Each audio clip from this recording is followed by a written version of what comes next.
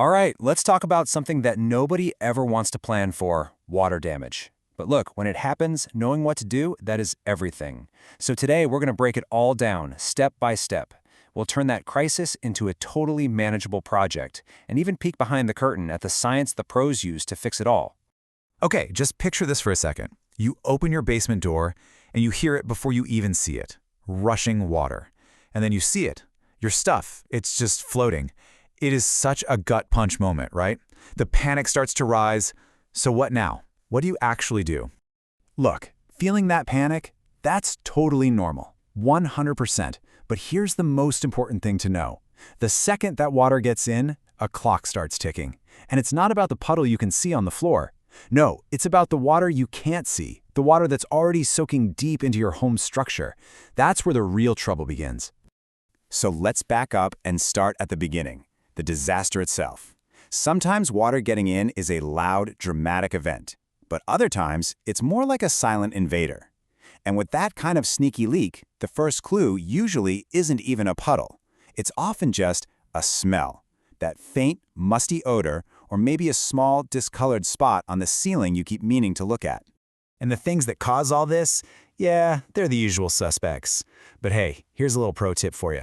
Go check the braided steel hoses on your washing machine. Seriously, they are a massive point of failure. You want to check them every year for any weird bulges or kinks, and just go ahead and replace them every 5 years. It is cheap insurance against a total nightmare. And then, of course, you've got sewage backups, which, whew, that's a whole other level of problem. Okay, now we are getting to the most critical part of this whole thing, the first 2 days. This window of time is everything. It is absolutely non-negotiable. What you do right here, right now, is what decides if you have a water problem or a massive, expensive mold problem. Because things like drywall and the wood under your floors, they're basically just giant sponges. And here's why that clock is ticking so fast. Mold spores, they're literally everywhere all the time. In the air right now, just waiting. All they need is water, and boom, it's party time. And when we say colonize, we don't just mean it's growing. No, it's putting down roots, it's eating your house for lunch, and it's getting ready to shoot out millions of more spores. It's a biological chain reaction, and you have to break that chain before it really gets going. This timeline right here just lays it all out, doesn't it? Look at that. Less than an hour for a professional response. Getting pros in the door that fast isn't just about being quick. It's about changing the entire game. You start pulling water out before that 24-hour mold clock even chimes. In this fight, speed is absolutely your best weapon. So, what are your first moves? Okay, first, if it is safe to do so, find the water main and shut it off. Stop the bleeding. Second, get on the phone with a 24/7 restoration pro, immediately.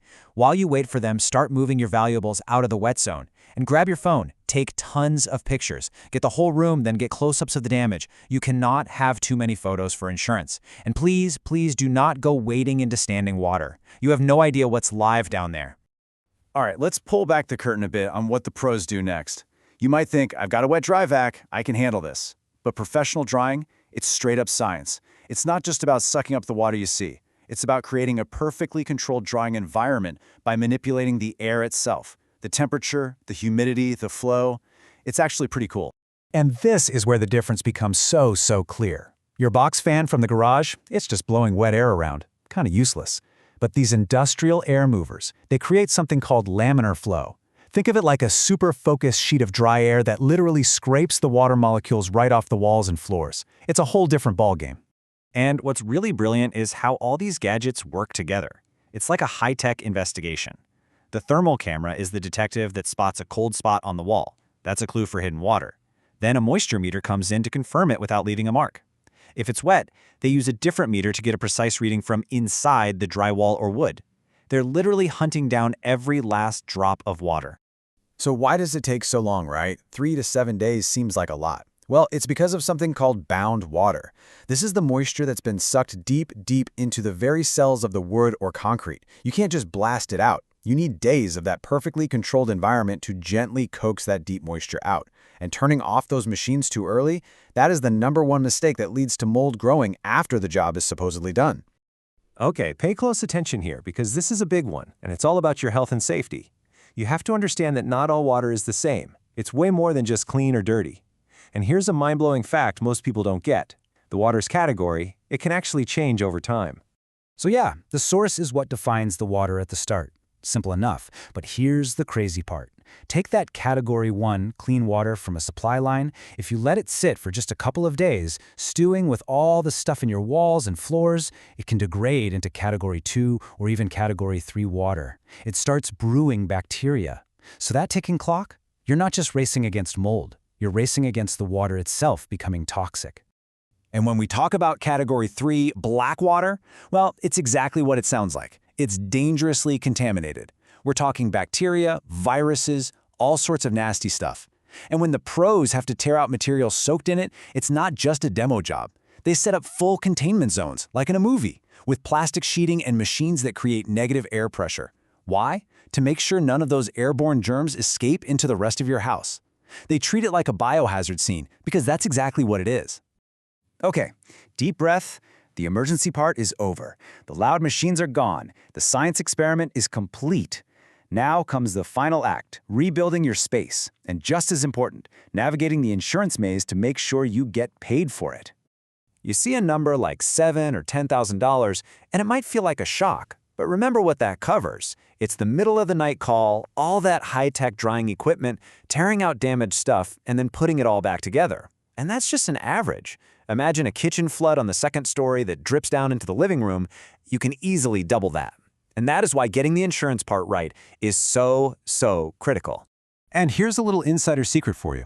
The really good restoration companies, they have a secret weapon. It's a piece of software called Xactimate. And guess what?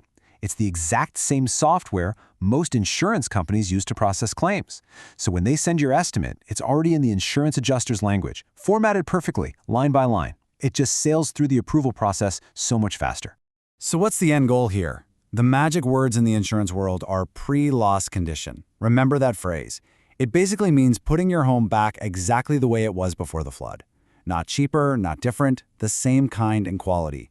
If you had a certain type of flooring, that's what's going back in.